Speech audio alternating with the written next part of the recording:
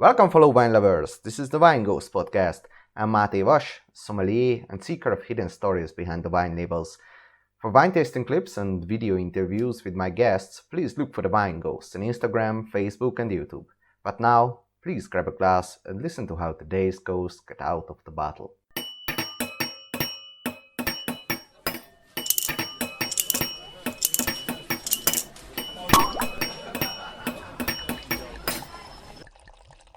In this episode, you can hear the secrets behind the best rosé of Germany and actually of the world this year.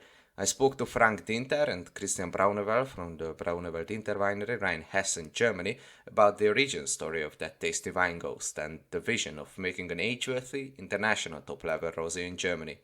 The Braunewell Dinter der Rosé is really an outstanding wine, from the packaging till the assemblage and vinification.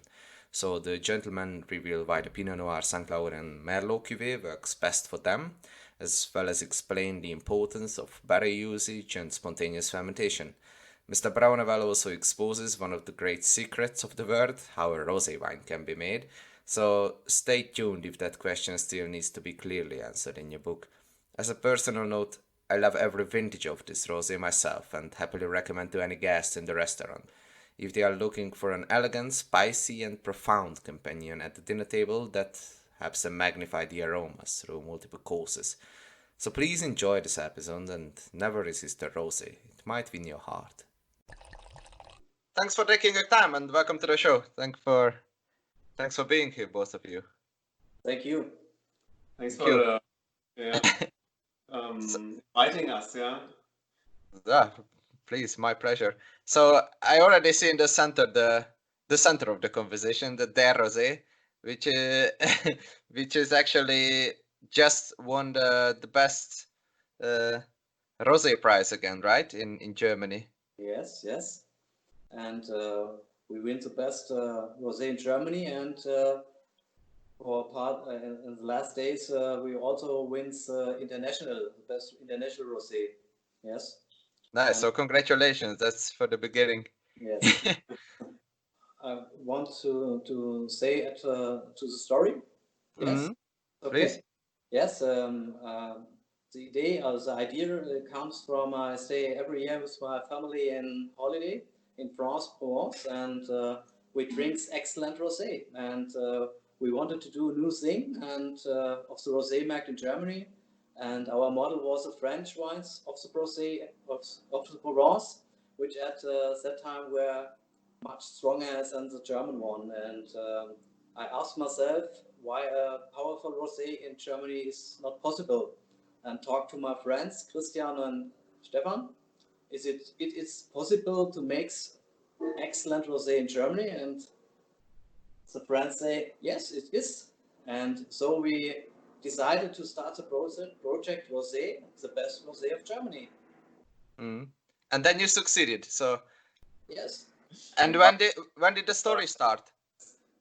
It went quite fast. That's quite a special thing. We started 2014, so not a long time ago. But after 2 years, we won the first medal, which was or the first trophy, which was the best German rosé already.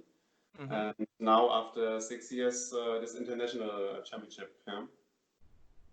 Nice. Not just the gold medal, it's the first place of all the rosés. Huh? Mm. And you're based in Rheinhessen, right, in Germany? And yes. Can you talk a little bit about the terroir and where do these grapes grow and why did you prefer this site?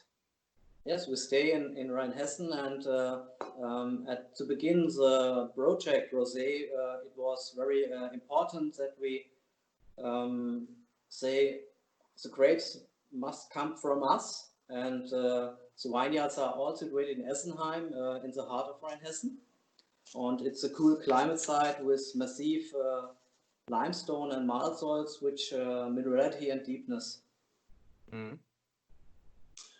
And it should be authentic, so it has to, what you said, it has to come out of the region, out of the heart of Rheinhessen, and it comes just out of old wines, as we want to do very good rosé, of course. old wines that's in Rheinhessen 20 to 30 years old. Okay. There are not much older vineyards. There was some things changing a lot of times, but it's for us it's old wines. It goes deep already after 20 years, and you have good balanced vigor and yield. And of course we choose more the cool climate sites.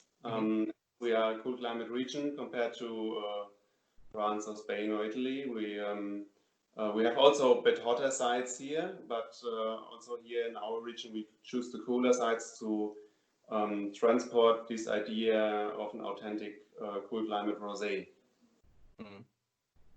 And you also chose kind of cool climate grapes, so it's Pinot Noir is maybe the main grape variety, right? Also in the blend. Yes, that's it. So Pinot Noir transports a lot of elegance and deepness and fine fruit flavor, not a very intense fruit. It's an elegant fruit, a bit settled, and so that's the main part, of course. And then we have two other grapes to blend a little bit and play and give complexity. And the Merlot and the Saint Laurent, with which aspects do you think it gives to the wine, or what? The Merlot is the one idea to have a bit an international influence in this wine. It gives a bit. Merlot is always a bit soft, a bit more huge variety. It gives more structure in this blend, while the St. Laurent, which is a very interesting variety, gives more juiciness, more lightness, freshness. It doesn't go so high in alcohol. That's also a thing, because we have very ripe and intense grapes which we harvest, and Laurent doesn't go that high as a Pinot Noir and Merlot goes. So they are mostly at 13.5, and the St. Laurent is at 11 at the same ripeness level. And so in this blend, at the moment we are at 13%. Most of the years could be a bit lighter in future is the plan. So perhaps St. Laurent will become more and more a bigger part of this blend. Yeah. Okay. And how so? Because St. Laurent is not so typical in Germany, right? It comes from Burgundy, but it's really typical in Austria. Yeah, it's more known in Austria, but there's also some in Germany. The problem of the variety is that it's quite moody in yield, or it's a bit difficult to grow. Like sometimes you have a lot of grapes, sometimes just a little bit, and it's still more difficult to grow as a Pinot Noir. So that's why there's not so much of it. But we have a few of these vineyards, and I'm quite happy with that. Yeah? So making some red wine out of it in Braunewell winery, and but in a hot site, and then we have some cool climate sites which we just blocked now for this rosé project. Yeah. Okay, and how big are these sites? So how many hectares do you work from? At the moment, it's like we do 4,000 bottles of this wine. Okay. It's main wine, and then there's the little brother in Namdes Rosé and this sparkling wine. So in total, like altogether, it's 10,000 bottles. So it's not that huge. We are still growing. For wine in this price range, it's not bad already. Yeah, but we're still growing, and it's hard to say how many hectares, because like we have a lot of different sites, different soils. We work with little yields. We have just 35 or 40 hectoliters. Okay.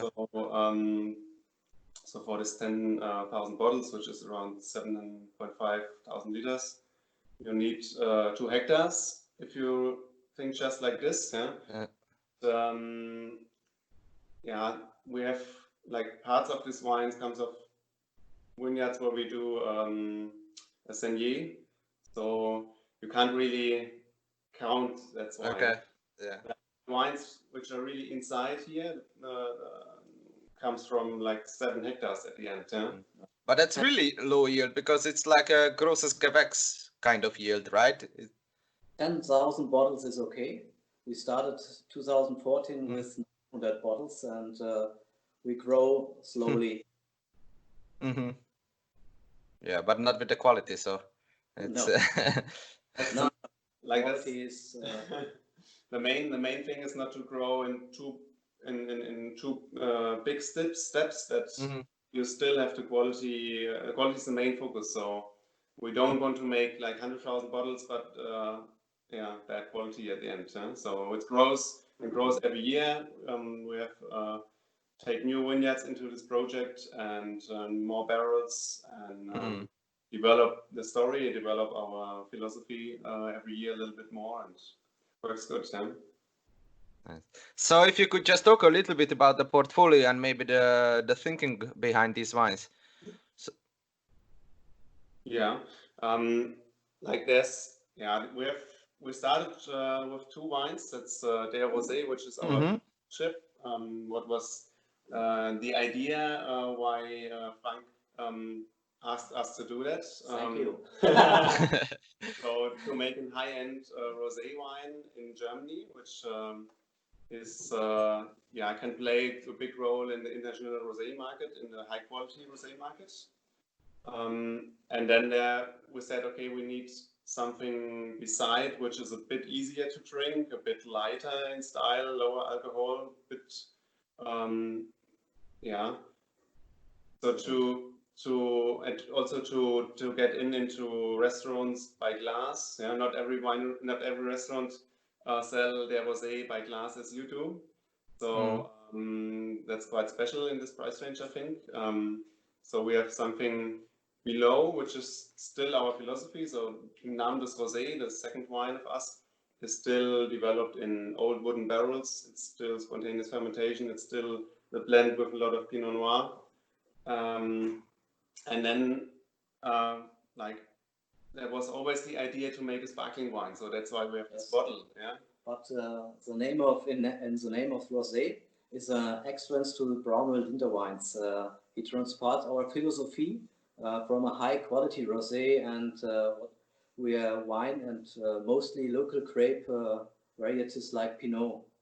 Yes, the idea is in name is rosé. We make rosé. That's the title of the second wine. And then Frank always said, we have to look for a bottle which can also make at the end where you can make a magnum bottle out of it, so a big one, but also make a sparkling wine. So we have like this Ruinart sparkling bottle, which where you can make traditional methods. And we started this project as a third wine in 2016 with Die Rosé Perle. It's the name, Perle and sparkling, And that's kind of the same blend? No, this is just Pinot Noir. Okay. Merlot, in my opinion, Merlot is not fresh and elegant enough for sparkling. And St. Laurent we still make some trials with that, but Pinot Noir, as you know from Champagne, is a really good sparkling wine variety. So it was clear to make this as a base here also. And it also develops in old wooden barrels. So still it's authentic and handmade wines, the idea. And you do vintage from the sparkling or non-vintage mostly? It is vintage at the moment. So we did in 16 and 19 and we'll do this year again. We didn't do 18 as it was a really hot year, not so good for sparkling wine in Germany. And in 17, we started 16, wanted to see how this develops. So 17 was still the idea just to see if this works, if the idea is good.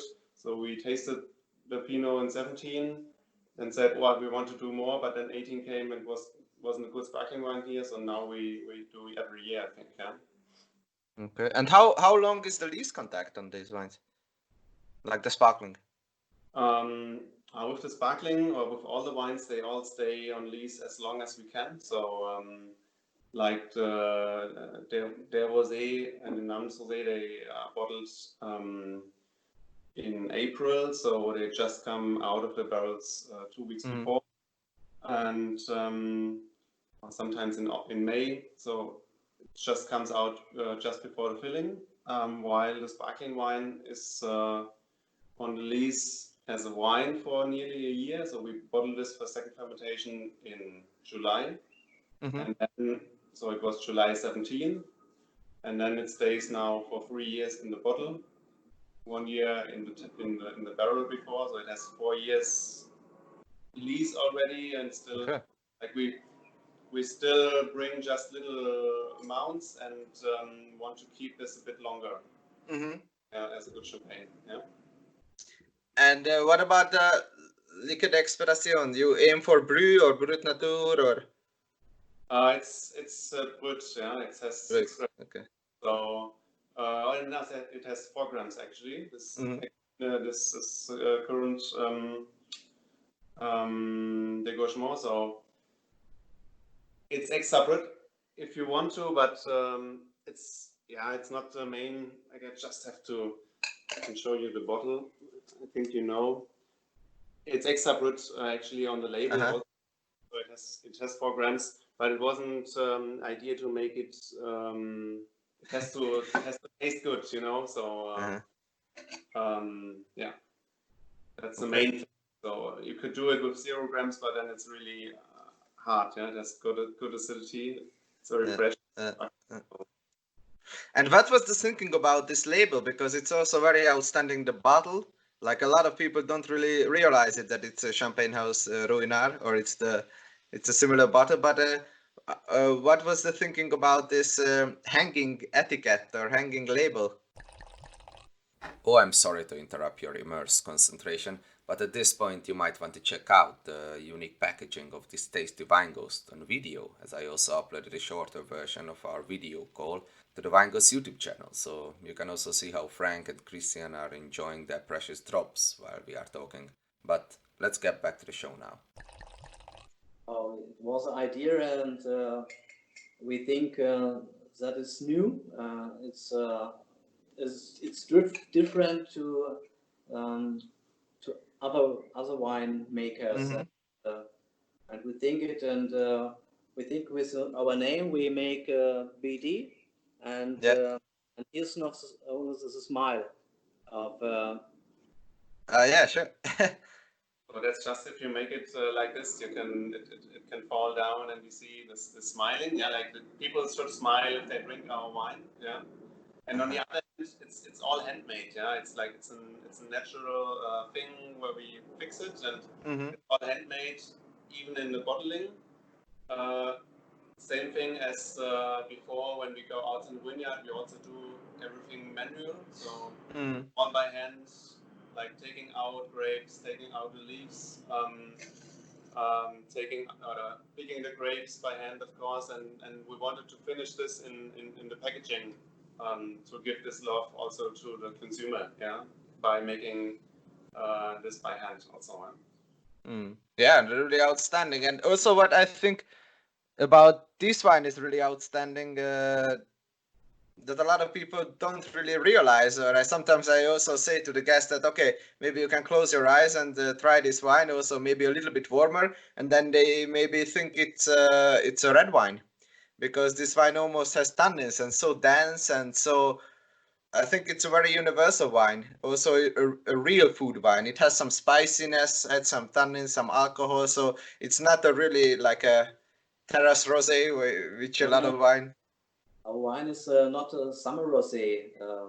It's a wine with for barbecue, fish, for meat, or a single wine outside. It's for us, it's rosé more than a summer wine, and meeting for friends is a beautiful wine of life in the perfect match for seafood, salads, pasta, also all year long, and it's especially quality also for Christmas table. Yeah, true. Yeah. Also, a lot of times I recommend, if you want just one bottle of wine for the whole evening, like 5 or 6 courses, then you should take this one because it's also for salads because it's still light and also it's chilled, but also for the dessert buffet it's also nice and also with meat. So Yes. And Need don't some more. true. And what you said is a good thing. Like for the people who look this, it's not necessary to cool it down to 5 degrees. Yeah, Exactly. Yeah. a lot of people do with a rosé. Like it can be at 10 or 12 or even 14. It depends on what you pair to it. Yeah, like if you do barbecue, it can be at 13 degrees, having more this the spiciness. Yeah, what you said, and yeah. And also, what gives a hint of extra flavor is the sparrow usage because it's really not so common for a rosé, I think. But it really gives a lot of complexity. So how did this idea come about? The idea was that to make a rosé which is in high quality, which is not just like 1 year good because of fruitiness and freshness, it should also stay for a long time. So as a good Burgundy wine, yeah. So as a white Burgundy wine, for example. So we decided to go in the barrels. As it gives structure on the one hand, but also this micro oxidation. So the first fruitiness goes a bit, we lose a bit on fruitiness, of course, yeah. But we show then the character it has, so the herbal and mineral notes, the deepness of this wine, and this are things which stay for quite a long time. So it like in the development in this bottle with the oxygen influence by the cork, it doesn't change this taste quickly as a very young stainless steel rosé does. So you can still drink this wine in 5 or 10 or perhaps 15 years, and as a really good wine. And that's the idea of good wine for us. It's nice to drink young and fresh, but you can also keep it for a long time. Yeah. Do you still have some from older vintages, which you try sometimes? Of course, yeah. And how does it develop? We just had a tasting with some international sommeliers in our wine cellar, and we tasted back to 2014, which was the first. And it's like they were all quite fresh, so you didn't taste anywhere a real something old. Yeah, it was all still quite fresh. 16 was especially one of the freshest wines. 15 was, as you know, in Germany, a bit hotter year, so 15 is more the full-bodied and more spicy wine, and 16 was still very fruity and fresh.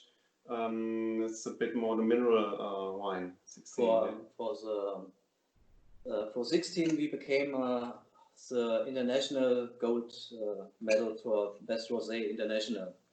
And how? In which country or which competition was that? International Championship Rosé. It's called so. Okay.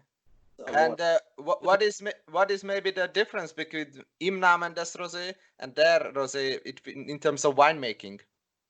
So how differently do you handle these? Yeah, it's like in the winemaking, or it starts in the vineyard. Like in Namen des Rosé, we have a bit higher yield. We don't reduce that much to have it a bit lighter in the style, a bit lower in alcohol also.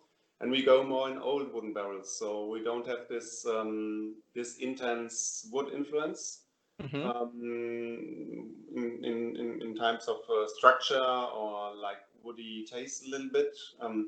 Like the woody taste still is in the rosé not really strong. We try to keep it low, just giving structure, but like in Namsui, it's still lower this influence. And so it's a bit more fruity perhaps also, and it's like this wine is more the wine for a starter, for a salad, for the seafood, as the rosé with more intense is more for the grilled things, for example. And what was the idea behind the spontaneous fermentation? Because a lot of people, I think, especially with rosé, they really want like a more direct and more intentional kind of flavors, I think. Yeah, that's a good question. Of course, if you add the yeast, you get more the fruitiness and the clear Yeah, character. exactly. As this wasn't the aim, or as we do a very natural way of winemaking without adding something, it was clear also here not to add something which you don't really need, like spontaneous fermentation. It's wild yeasts out of the vineyard which ferment the wine, and this gives a bit more complexity, less fruit, a bit longer fermentation, more yeast influence, and yeah, that helps us to do this style of wine. Yeah. And maybe if we just talk about the methods, because now I talk to experts. So can you maybe just differentiate between different rosé making styles? And you already mentioned Sanier method, and like how can people make excellent, not just excellent rosés, but how can different winemakers make rosés, and what are the different methods maybe? Yeah, that's it. So as a rosé is not a blend of red and white wine. So, it's just made out of red grapes, of course. And like there are two different ways to do that.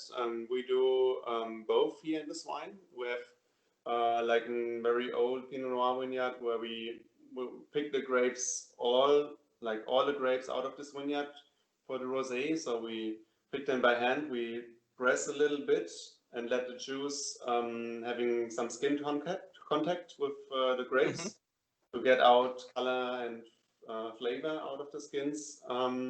So that's the classical way in Germany making a rosé. Yeah. And how long is the skin contact in your winemaking? That depends on the variety actually. So on this Pinot Noir we do like 12 hours. So we don't have a really deep. It's not a deep rosé. Like as you do, as more color you get inside. But yeah, the idea is have this an elegant wine, so it mustn't be too much.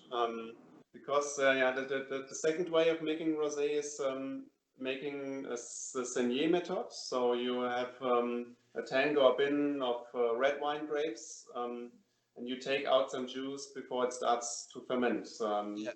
And the difference is that if you do a skin contact rosé, you press all the berries, all the juice out of all the berries. With a Saignée, you mainly get out the juice of the big berries, which burst first, which has this elegant, juicy, light, fresh style, while the little berries more stay for the red wine fermentation, which has a lot of tannins and structure for red wine, which is better for that. So it's good for both things, and we have like a lot of Saignée little Saignée parts in here out of a lot of different Pinot Noir and Merlot and St. Laurent vineyards, which gives a lot of complexity because of the terroir of the varieties of the vineyards. Yeah? Okay, so you kind of integrate both methods in this wine. Yes, that's it. Yeah, it's like the skin contact has the other thing.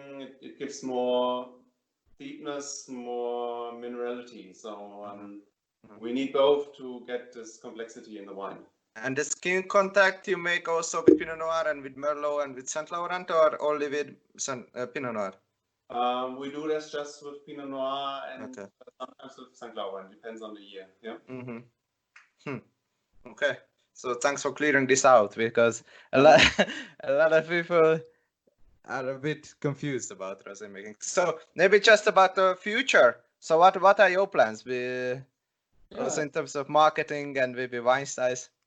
We want to sell the rosé in the Provence. Okay, but worldwide, and we think about it a rosé of high end production. Okay. High-end quality, yeah. High-end quality, high-end quality. High-end quality. And what does that mean? You aim for Michelin star restaurants, or what do you mean by that?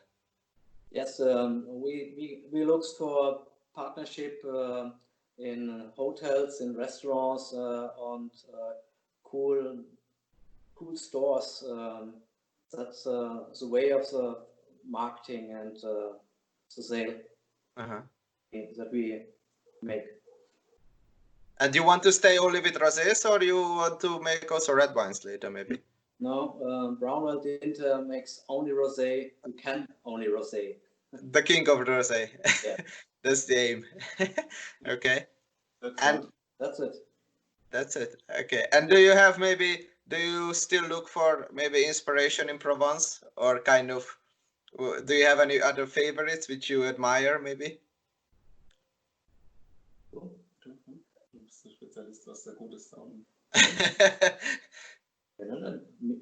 We look for Minuti, yes, Okay. Rose d'Or or Rock Angel from Desclan, yes, and that's my favorites of the Provence. Okay. Yeah. And I always look on Burgundy a little bit, so for Sylvain Patai. Yeah, I think he also makes a really good rosé wine there, yeah. Okay, so you also do like regular tastings and kind of want to fine-tune the recipe, or?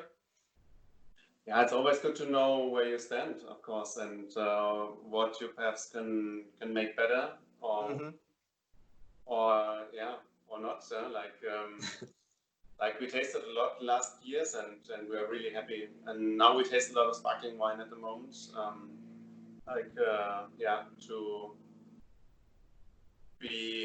To get some ideas still to manage some things, some little things to get it still better every year, the sparkling wine.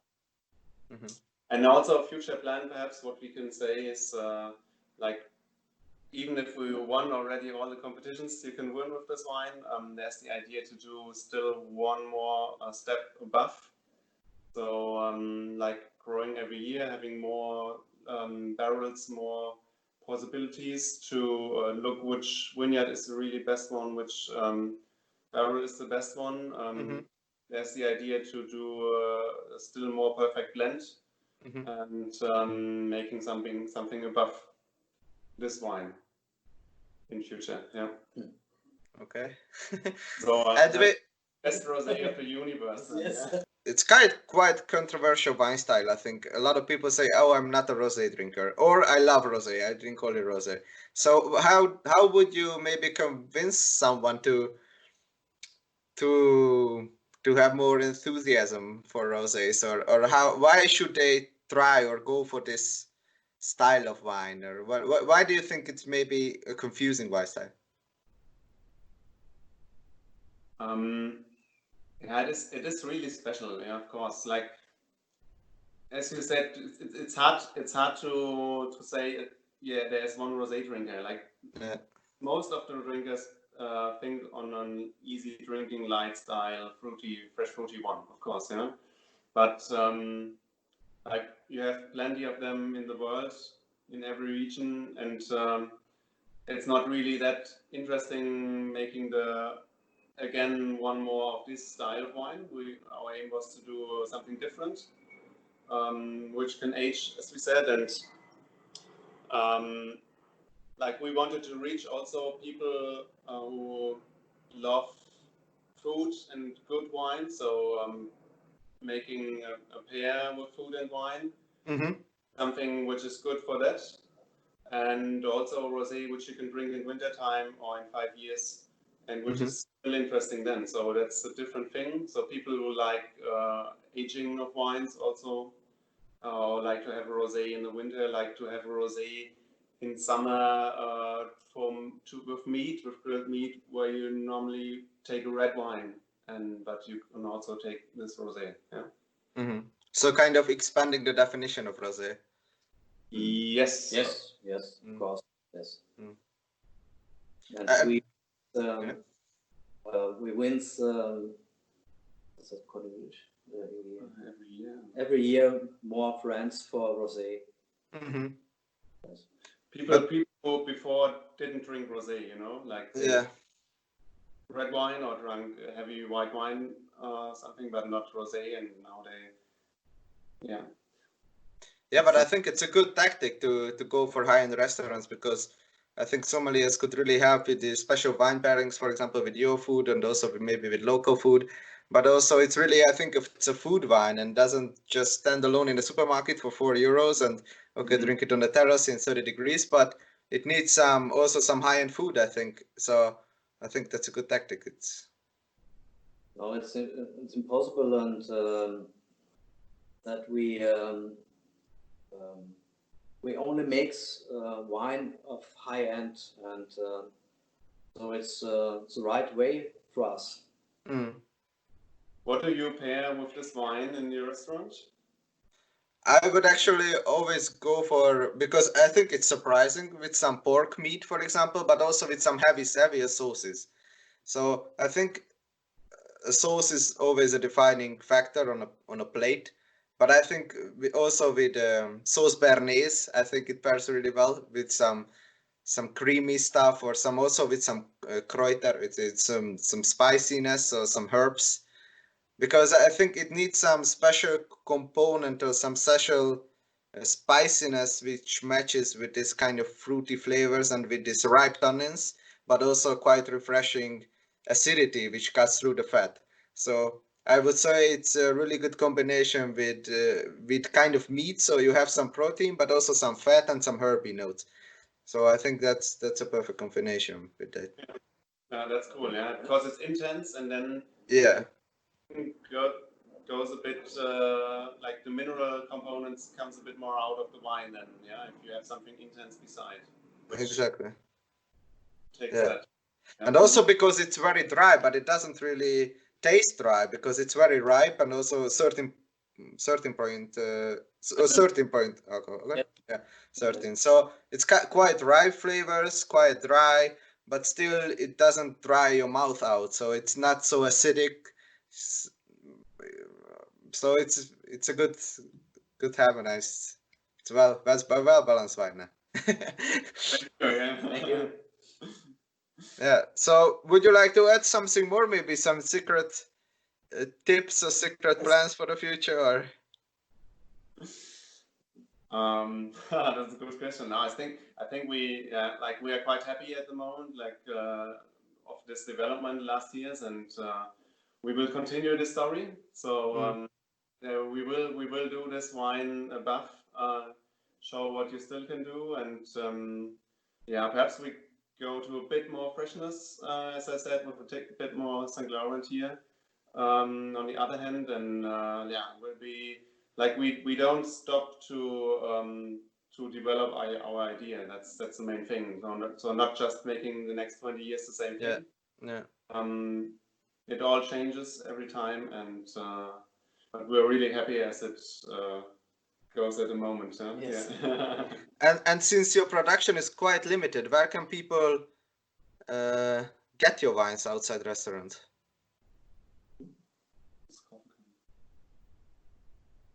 You can buy it online. At a Weingut, and not in wine shops. Do you have also like local?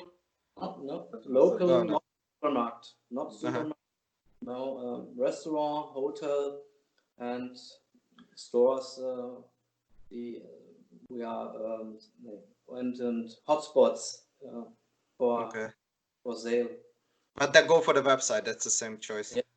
Yeah, like Frank just started something with some high class clothing stores. Or they had also a lot of things. It's a concept store.